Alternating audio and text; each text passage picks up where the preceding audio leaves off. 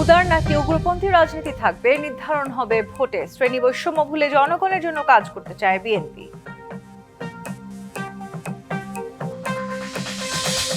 তরুণরা ২৪-এ বাংলাদেশের পাল ঘুরিয়ে দিয়েছিল, জাতীয় নির্বাচনেও তারা মোড় ঘুরিয়ে দেবে, মন্তব্য জামায়াত আমিরের।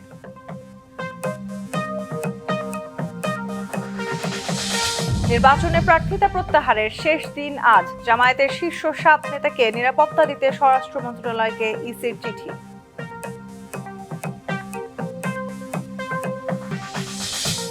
সরকারি চাকরিজীবীদের বেতন প্রতিবেদন জমা কাল। নতুন সরকারের ওপর অর্থনৈতিক চাপ হবে না, দাবি অর্থ উপদেষ্টার।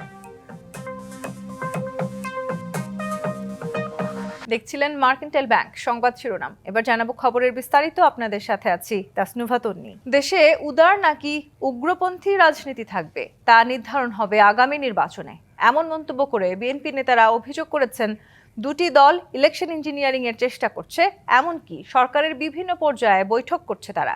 এই বিষয়ে দলীয় নেতাকর্মী ও জনগণকে সতর্ক থাকার আহ্বান জানান বিএনপি নেতারা। শহীদ রাষ্ট্রপতি জিয়াউর রহমানের ৯০তম জন্মবার্ষিকী উপলক্ষে রাজধানীর কাকরাইলে ডিপ্লোমা ইঞ্জিনিয়ার্স ইনস্টিটিউশনে আলোচনা সভা আয়োজনে অংশ নেন বিএনপির কেন্দ্রীয় নেতারা। বিএনপির প্রতিষ্ঠাতা জিয়াউর রহমান দেশের প্রতিটি মানুষকে ঐক্যবদ্ধ করেছিলেন, আর দলটির চেয়ারম্যান তারেক রহমানের নেতৃত্বে নতুন বাংলাদেশ গড়ে তোলার প্রত্যয় ব্যক্ত করেন আলোচকরা। সমগ্র বাংলাদেশকে নতুন করে ঐক্যবদ্ধ করে আওয়ামী লীগের যে বিভাজনের রাজনীতি, সেই বিভাজনের রাজনীতিকে প্রত্যাখ্যান করে তিনি ঐক্যের বাংলাদেশ তিনি তৈরি করেছিলেন। আসন্ন জাতীয় সংসদ নির্বাচনকে জাতির জন্য গুরুত্বপূর্ণ বলে মন্তব্য করেন বিএনপি নেতারা। তাদের অভিযোগ, দুটি দল ইলেকশন ইঞ্জিনিয়ারিং এর ছক কষছে। এই নির্বাচনে ইলেকশন ইঞ্জিনিয়ারিং এর মাধ্যমে তারা জয়লাভ করার চেষ্টা করবে। দুটি রাজনৈতিক দল, একটি দল বড়, আরেকটি দল তাদের বাচ্চাদের সব স্বীকৃত হবে, এবং এই ব্যাপারে তারা উচ্চ পর্যায়ে সরকারের উচ্চ পর্যায়ের লোকজনের সঙ্গে বৈঠক করেছে। তারা দাঁড়িপাল্লায় ভোট দিলে জান্নাতে যাবে, এমন বক্তব্যকে মুনাফিকি বলে মন্তব্য করেন বিএনপি মহাসচিব। লিবারেল ডেমোক্রেসির হাতে থাকবে নাকি আপনার সমস্ত উগ্রপন্থী রাষ্ট্রবিরোধী লোকদের মধ্যে থাকবে? আমাদেরকে অবশ্যই সেই উদারপন্থী রাস্তা বেছে নিতে হবে, গণতন্ত্রের রাস্তা বেছে নিতে হবে, মানুষের কল্যাণের রাস্তা বেছে নিতে হবে। সংস্কার নিয়ে বিএনপির সাথে ছলনা হয়েছে অভিযোগ করে বিএনপি মহাসচিব বলেন, যেগুলোতে বিএনপি একমত হয়নি সেগুলো ঢুকিয়ে দেওয়া হয়েছে। Sania Ahmed, DBC news, Dhaka.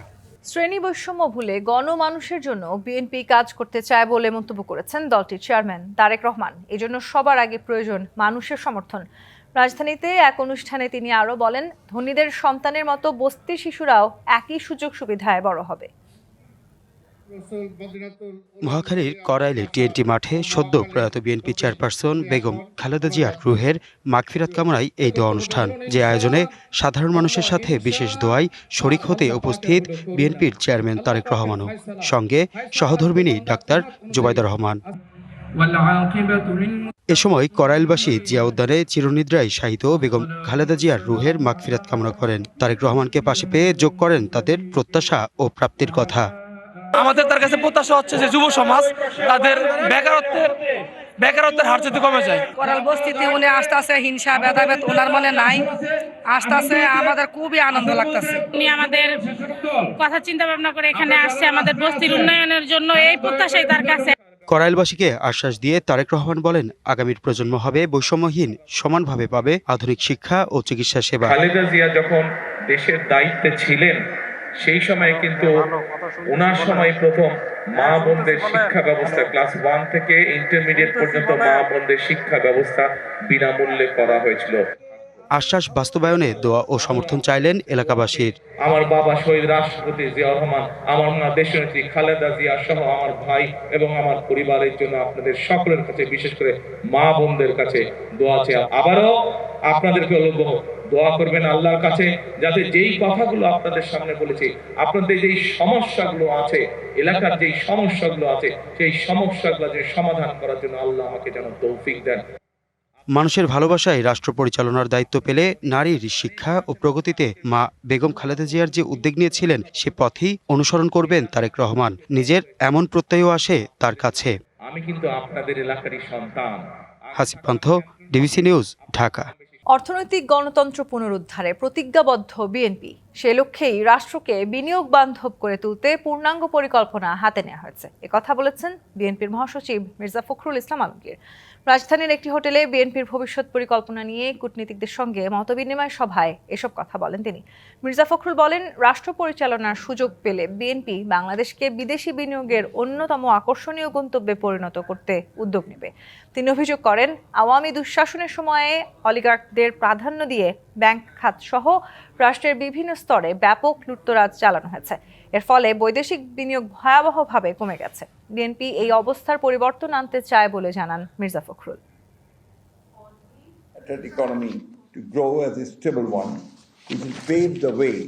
অর্থনৈতিক গণতন্ত্র পুনরুদ্ধারে বিএনপি প্রতিজ্ঞাবদ্ধ। সে লক্ষ্যেই রাষ্ট্রকে বিনিয়োগ বান্ধব করে তুলতে পূর্ণাঙ্গ পরিকল্পনা হাতে নেওয়া হয়েছে। রাষ্ট্র পরিচালনার সুযোগ পেলে বিএনপি তার পরিকল্পনা বাস্তবায়নের মাধ্যমে বাংলাদেশকে বিদেশি বিনিয়োগের অন্যতম আকর্ষণীয় গন্তব্যে পরিণত করতে উদ্যোগ নেবে।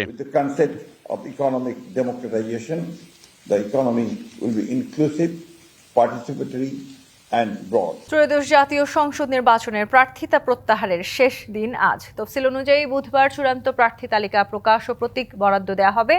22 জানুয়ারি থেকে প্রচারণা শুরু করবেন প্রার্থীরা। এদিকে নির্বাচন কেন্দ্রিক আইনশৃঙ্খলা পরিস্থিতি নিয়ে এখনো পর্যন্ত কোনো শঙ্কা নেই বলে সুইডিশ রাষ্ট্রদূতকে জানিয়েছেন নির্বাচন কমিশন। ত্রয়োদশ জাতীয় সংসদ নির্বাচনের প্রার্থিতা প্রত্যাহারের শেষ দিন ছিল আজ। এদিন ঢাকার বিভাগীয় কমিশনার কার্যালয়ে সকাল থেকে দুপুর 2টা পর্যন্ত প্রার্থিতা প্রত্যাহার করেছেন অনেকেই।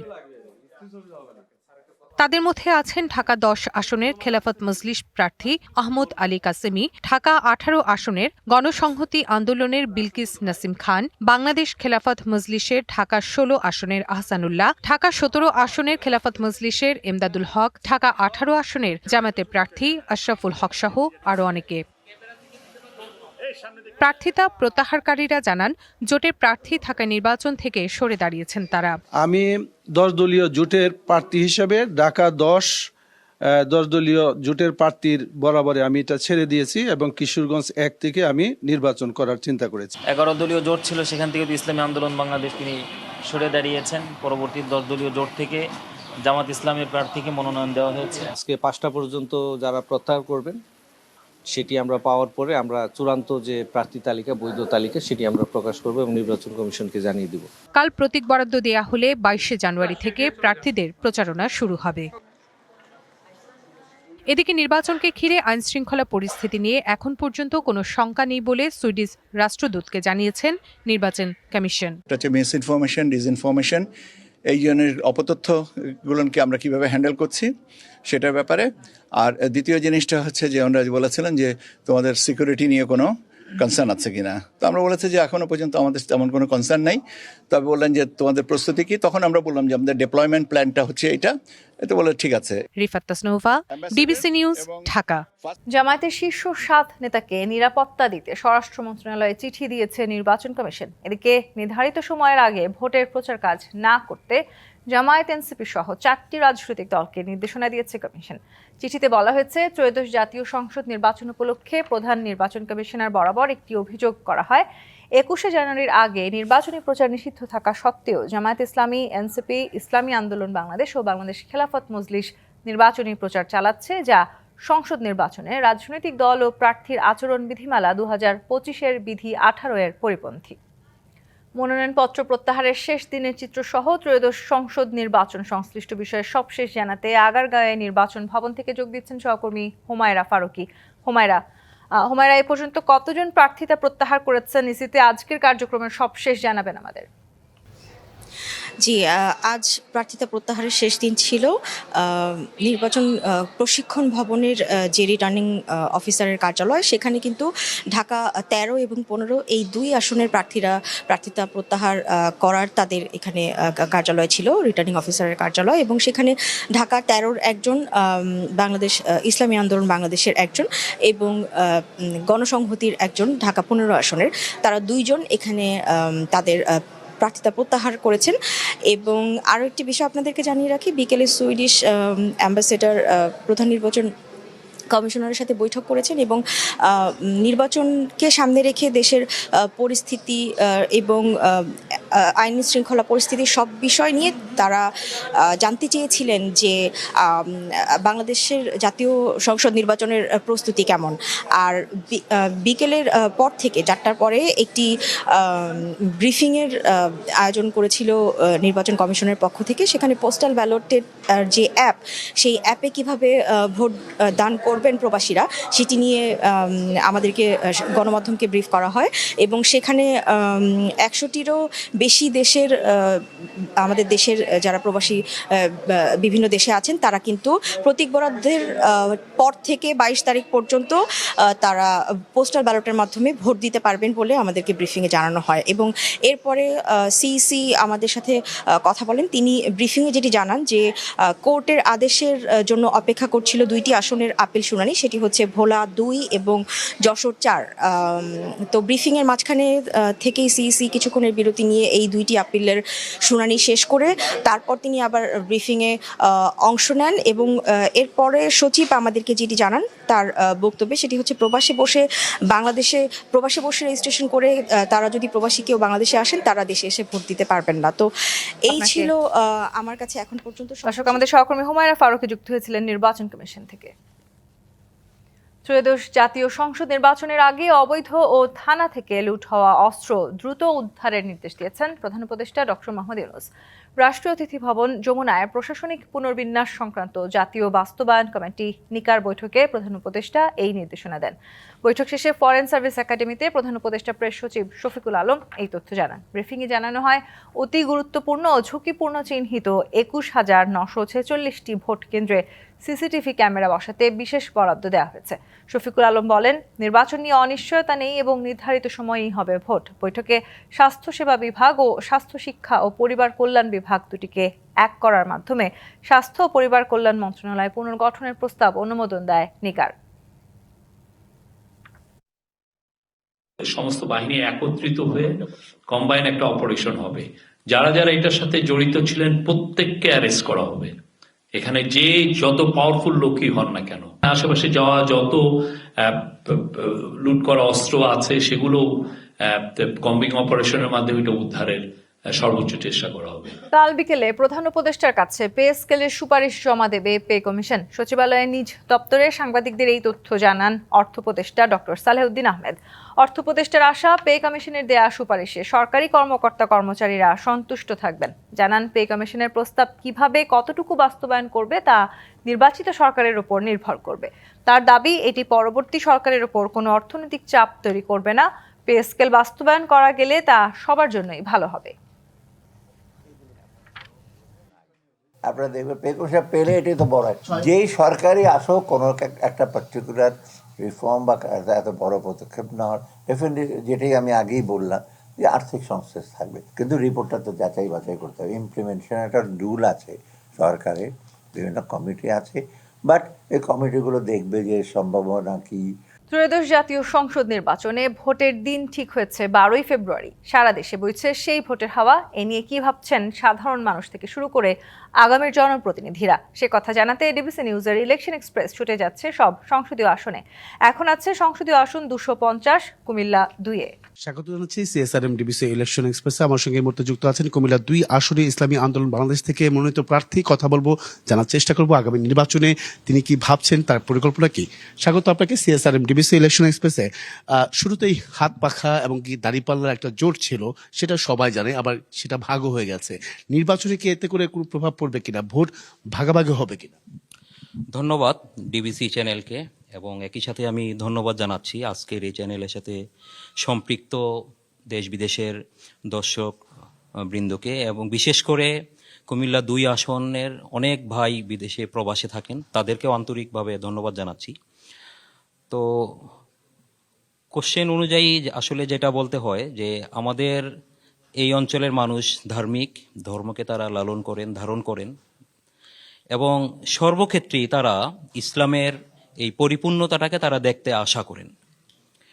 তো আমাদের জামাত ইসলামের সাথে জোট হওয়া আসলে এটা ইসলামের প্রতিষ্ঠার জন্যই ছিল, এবং যখন এই জায়গাটাতে একটা সন্দেহ সংশয়ের সৃষ্টি হয়ে গেছে, সেখানেই পৃথক হওয়া, এবং সবচেয়ে বড় কথা হলো দেশের মানুষের একটা এক্সপেকটেশন অনুযায়ী আমাদের একত্রিত হওয়া ছিল, পৃথক হওয়াটাও সেরকম ছিল। তো সেই পয়েন্ট থেকে আমরা যখন মাঠে ময়দানে কাজ করতেছি, আমরা আমাদের ভোটারদের যে মতামত আমরা দেখতে পাই, তারা আসলে ইসলামের প্রতিষ্ঠাটাকে প্রতিষ্ঠা এটাকেই তারা বেশি এক্সপেক্ট করতেছেন, এবং আমাদের মনে হচ্ছে যে সেই পয়েন্ট থেকে তারা আসলে আমাদের বর্তমান পজিশনটাকেই তারা অ্যাকসেপ্ট করে নিচ্ছেন। সেক্ষেত্রে কি ধরনের প্রতিশ্রুতি কিংবা যে সমস্যা জর্জরিত এখানকার মানুষ, সে সমাধানে কাজ করবেন কিনা? অবশ্যই আমাদের কাছে এমপি হওয়া এটা শুধুমাত্র একটা চেয়ারে বসাকেই বোঝায় না, আমাদের কাছে এটা একটা দায়িত্ববোধ। যে দায়িত্ববোধ থেকে আমরা আমাদের রাজনীতি করা, সাধারণ মানুষের সাথে কথা বলে আমাদের যেটা মনে হয়েছে, তারা 54 বছরের বিগত 11-12টা সরকারকে তারা দেখেছেন, এবং তাদের ভাষায় ওই দুর্নীতিবাজ কালচার যেন আর প্রত্যাবর্তিত না হয়। তো জুলাইয়ের অভ্যুত্থানের মাধ্যমে তারা জনগণ এই এক্সপেকটেশনটাই তৈরি করছে যে তারা নতুন একটা বাংলাদেশ দেখতে চায়। আমাদের এই আসনে আমরা দেখি যে প্রথমত এটা কৃষি বান্ধব একটা এলাকা, এবং আমাদের এই অঞ্চলের যুবকদের একটা বৃহৎ অংশ প্রবাসে তারা চাকরি করেন, কাজ করেন। তো আমাদের এই অঞ্চলের পরিকল্পনাটা মূলত এই অঞ্চলের অবকাঠামো উন্নয়ন এবং জনমানুষের যে জীবনযাত্রার মান উন্নয়নকে কেন্দ্র করি। আমরা কৃষি ক্ষেত্রে বিশেষ কিছু অবদান রাখার আমরা চিন্তা করতেছি, যেন এদেশের মানুষ কৃষিকাজ করে লাভবান হতে পারে। আমরা দেখতে পাই যে অনেকেই, আমার নিজের অভিজ্ঞতা আছে যে অনেকে টমেটো বিক্রি করতে আসতেছে, আর সে নিজেই বলতেছে যে আর জীবনে সে কোনোদিন টমেটো চাষ করবে না। কিন্তু আমরা বলতে চাই, সামনেও বাংলাদেশে কৃষক থাকবে, কিন্তু সে গরিব কৃষক হবে না, সে অধিকার বঞ্চিত কৃষক হবে না, এবং কৃষি কাজ করে সে লাভবান থাকবে। আমাদের এই অঞ্চলের অনেক ভাইরা প্রবাসে থাকে। আপনাকে দল থেকে বেছে নিয়েছে, যোগ্য মনে করেছে, সাধারণ জনগণ আপনাকে কেন যোগ্য মনে করবে? জনগণের আসলে এই এক্সপেকটেশনের কথাটাই আমরা তুলে ধরতেছি, যেটা বলতেছিলাম যে আমাদের কৃষি প্রধান এলাকা, এখানে অনেক ভাই প্রবাসে থাকে, অথচ দেখা যাচ্ছে তারা আমাদের জন্য রেমিটেন্স পাঠাচ্ছে, কিন্তু প্রবাসে এবং দেশে তারা তাদের সেই প্রাপ্য সম্মানটা তারা পায় না। আমাদের ইচ্ছা আছে যে আমাদের সামনে যদি আমরা সরকার গঠনে সম্পৃক্ত থাকতে পারি, আমাদের যুবকদের জন্য, বিশেষ করে যারা প্রবাসে যান, তাদের জন্য আমাদের এমন কিছু পদক্ষেপ আমরা নিব যাতে তারা সেখানে আনস্কিলড হয়ে না যান, স্কিলনেস হয়ে তারা যেন যেতে পারেন, এবং সেখানে তারা একটা ভালো ফায়দা তারা পেতে পারেন। বিএনপি রয়েছে, অন্যান্য দল রয়েছে, কতটা চ্যালেঞ্জ হতে পারে বলে মনে করছেন? আমাদের কাছে জনগণের যে অভিব্যক্তি আমরা দেখতেছি, আসলে আমাদের কাছে মনে হচ্ছে যে জনগণ আসলে আমাদেরকে খুব করে চাচ্ছে। সেটা কেন? 17 বছর তো আপনারা ঘর থেকে ঠিক মতো বের হতে পারেননি, সাধারণ মানুষের পাশে দাঁড়াতে পারেননি, তারপরেও কেন? বিষয়টা সেরকম না। 100 বছর আমরা অনেক প্রতিবন্ধকতার পরেও জনগণের পাশে আমরা থেকেছি। আমরা স্থানীয় নির্বাচন থেকে সব জায়গায় আমরা জনগণের পাশে থেকেছি। এই কারণেই জনগণ আসলে আমাদেরকে ব্যক্তি নামে যা না চিনে, চরমোনাই, হাত পাখা, এটা অনেক বেশি তারা চিনে। সুতরাং আমরা আশাবাদী যে জনগণ সকল কিছুর পরেও আমাদেরকে বেছে নিবে ইনশাআল্লাহ। অসংখ্য ধন্যবাদ আমাদের সঙ্গে আপনি এতক্ষণ যুক্ত ছিলেন। পরবর্তী সংবাদ রাত 9টায় থাকছে ভিন্ন কোনো রাজনৈতিক দলের মনোনীত প্রার্থীরা কি ভাবছেন আগামী নির্বাচনকে কেন্দ্র করে, সেসব বিষয়ে সঙ্গে থাকুন CSRM ডিবিসি ইলেকশন এক্সপ্রেসের। তরুণরা 24-এ বাংলাদেশের পাল ঘুরিয়ে দিয়েছিল, জাতীয় নির্বাচনেও তারা মোড় ঘুরিয়ে দেবে, এমন মন্তব্য করেছেন জামায়াত আমির ডাক্তার শফিকুর রহমান। সংসদ নির্বাচন সামনে রেখে রাজধানীর একটি হোটেলে জামায়াতের পলিসি সামিটে যোগ দিয়ে তিনি আরও বলেন, ক্ষমতায় গেলে দল, মত, ধর্ম, বর্ণ নির্বিশেষে সব নাগরিকের অধিকার প্রতিষ্ঠার পাশাপাশি নারীর জন্য নিরাপদ কর্মসংস্থান সৃষ্টিতে কাজ করবে। সামিটে রাজনৈতিক দলের নেতা, শিক্ষাবিদ, ব্যবসায়ী ও কূটনীতিকরাও যোগ দেন। আমরা বিদেশে যখন যাই দুটি কথা বলি, যে প্রিয় দেশকে আমরা বিশ্বাস করি যে সবাই আমরা ভালোবাসি। ভালোবাসার দেশটাকে অতীতে লুটপাট করে খেয়ে দিয়ে শেষ করে দেওয়া হয়েছে, কিন্তু একটা কঙ্কাল আমরা পেয়েছি। সেই কঙ্কাল নিয়ে ইনশাল্লাহ আমরা সামনে এগিয়ে যাব। এই কঙ্কালের গায়ে আমরা গোশত লাগাবো এবং আমরা চামড়াও লাগাবো ইনশাল্লাহ। এটাকে একটা জীবন্ত বাংলাদেশ বানাবো ইনশাল্লাহ। ইনকিলাব মঞ্চের আহ্বায়ক ওসমান হাদি হত্যা মামলার প্রতিবেদন দাখিল পিছিয়ে 25শে জানুয়ারি ধার্য করেছে আদালত। এই মামলার তদন্তকারী সংস্থা সিআইডিকে গেল 15ই জানুয়ারি প্রতিবেদন জমা দেওয়ার আদেশ দিয়েছিল আদালত, তবে এদিন সংস্থাটি প্রতিবেদন দাখিল করতে পারেনি। পরে ঢাকার অ্যাডিশনাল চিফ মেট্রোপলিটন ম্যাজিস্ট্রেট জসিত ইসলামের আদালত প্রতিবেদন দাখিলের ওই দিন ধার্য করে। এর আগে 6 জানুয়ারি 17 জনকে অভিযুক্ত করে চার্জশিট দেয় গোয়েন্দা পুলিশ। অভিযোগপত্রে নারাজি আবেদন দাখিল করেন মামলার বাদী ইনকিলাব মঞ্চের সদস্য সচিব আব্দুল্লাহ আল জাবের। পরে আদালত মামলাটি সিআইডিকে তদন্তের নির্দেশ দেয়। তরুণ ভোটারদের কথা মাথায় রেখে নতুন পদক্ষেপ নিল ভারতের ক্ষমতাসীন দল ভারতীয় জনতা পার্টি বিজেপি। দলটির সর্বভারতীয় সভাপতি হিসেবে দেশটির সবচেয়ে দরিদ্র রাজ্য বিহারের স্বল্প পরিচিত একজন বিধায়ককে বেছে নিয়েছে বিজেপি। মঙ্গলবার দলটির ইতিহাসে সর্বকনিষ্ঠ সভাপতি হিসেবে নির্বাচিত হন ৪৫ বছর বয়সী নীতিন নবীন। এই পদক্ষেপকে তরুণ ভোটারদের ধরে রাখার প্রচেষ্টা একটি প্রজন্মগত পরিবর্তন হিসেবে দেখছে বার্তা সংস্থা রয়টার্স। নয়াদিল্লিতে বিজেপির সদর দপ্তরে বিদায়ী সভাপতি ৬৫ বছর বয়সী জে.পি. নাড্ডার হাত থেকে আনুষ্ঠানিকভাবে দলটির দায়িত্ব নেন নীতিন নবীন। নবীন সোমবার সন্ধ্যায় বিনা প্রতিদ্বন্দ্বিতায় বিজেপির ১২তম সভাপতি নির্বাচিত হন।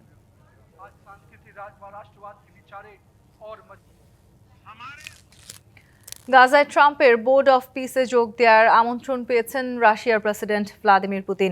সোমবার এই বিষয়টি নিশ্চিত করেছেন ক্রেমলিনের মুখপাত্র দিমিত্রি পেসকভ। প্রেসিডেন্ট পুতিনকে কূটনৈতিক চ্যানেলের মাধ্যমে আমন্ত্রণ জানানো হয়েছে। দিমিত্রি পেসকভ বলেন, রাশিয়া আমন্ত্রণটি গুরুত্বের সঙ্গে বিবেচনা করছে ও আমেরিকা থেকে প্রয়োজনীয় তথ্য পাওয়ার অপেক্ষায় আছে। ট্রাম্পের সভাপতিত্বে বোর্ড অফ পিস এ বসার জন্য হোয়াইট হাউস বিশ্বজুড়ে বিশিষ্ট ব্যক্তিদের সাথে যোগাযোগ করেছে। ভারী তুষারপাত, হিমেল হাওয়া ও প্রচণ্ড শীতের কবলে যুক্তরাষ্ট্রের মিশিগান সহ কয়েকটি রাজ্য বিপর্যস্ত হয়ে পড়েছে জনজীবন। মিশিগানের ওয়াটাওয়া কাউন্টিতে আন্তঃরাজ্য হাইওয়েতে ভারী তুষারঝড়ের কারণে ১০০টিরও বেশি যানবাহনের সংঘর্ষ হয়। হাইওয়েতে এই দুর্ঘটনায় অনেকে আহত হয়েছেন। দুর্ঘটনার আগের দিনই জাতীয় আবহাওয়া সংস্থা সাদা তুষারঝড় এবং তীব্র বাতাসের কারণে বাসিন্দাদের ভ্রমণ এড়িয়ে চলার পরামর্শ দিয়েছিল। সরকারি বেসরকারি প্রতিষ্ঠান, শিক্ষা প্রতিষ্ঠান, শপিং মল, মার্কেট, রেস্টুরেন্ট সহ নানা দিকে মানুষের উপস্থিতি প্রায় শূন্যের কোঠায়। বাসাবাড়ি থেকে কেউ বের হচ্ছেন না, তবে বৈরী আবহাওয়ায় ঝুঁকি নিয়ে কর্মস্থলে ছুটতে হচ্ছে কর্মজীবীদের। সংবাদ এই ছিল এখনকার মতো। ডিবিসি নিউজের সংবাদগুলো পড়তে ভিজিট করুন dbcnews.tv আর ভিজিট করুন ডিবিসি নিউজের ফেসবুক পেজ এবং ইউটিউব চ্যানেল। সঙ্গেই থাকুন।